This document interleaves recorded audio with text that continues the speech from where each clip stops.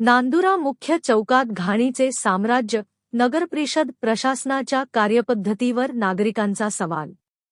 नांदुरा प्रतिनिधी.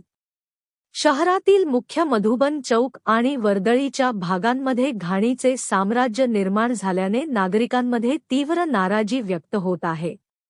नाल्यांची साफसफाई केल्यानंतर त्यातून निघणारा कचरा 3 ते 4 दिवसांपर्यंत रस्त्याच्या कडेला तसाच पडून राहत असल्याचे चित्र शहरात अनेक ठिकाणी पाहावयास मिळत आहे.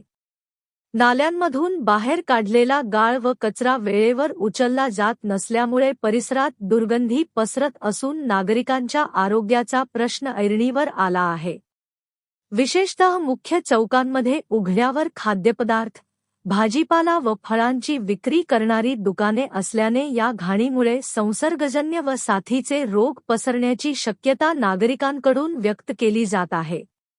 नागरिकांच्या म्हणण्यानुसार शहरातील स्वच्छता आणि कचरा व्यवस्थापनासाठी नगरपरिषदेकडून लाखो रुपयांची कंत्राटे खासगी कंत्राटदारांना दिली जातात. नाल्यांमधून निघालेला कचरा तातडीने उचलून त्याची डम्पिंग ग्राउंडवर योग्य विल्हेवाट लावणे ही संबंधित कंत्राटदारांची जबाबदारी असतानाही प्रत्यक्षात अनेक ठिकाणी कचरा दिवसेंदिवस पडून राहत असल्याचा आरोप होत आहे. या संपूर्ण प्रकाराकडे नगरपरिषद प्रशासन दुर्लक्ष करीत असल्याची भावना नागरिकांमध्ये निर्माण झाली आहे. काही नागरिकांनी तर प्रशासन जाणीवपूर्वक डोळेझाक करीत असल्याची चर्चा सुरू असल्याचे सांगितले.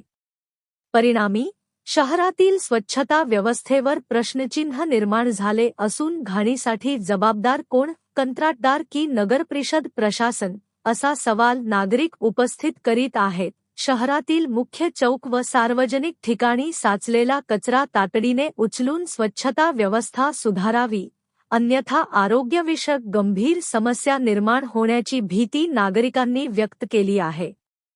तसेच संबंधित कंत्राटदाराला योग्य सूचना व समज देऊन स्वच्छता व्यवस्थेची प्रभावी अंमलबजावणी करावी, अशी मागणीही जोर धरत आहे.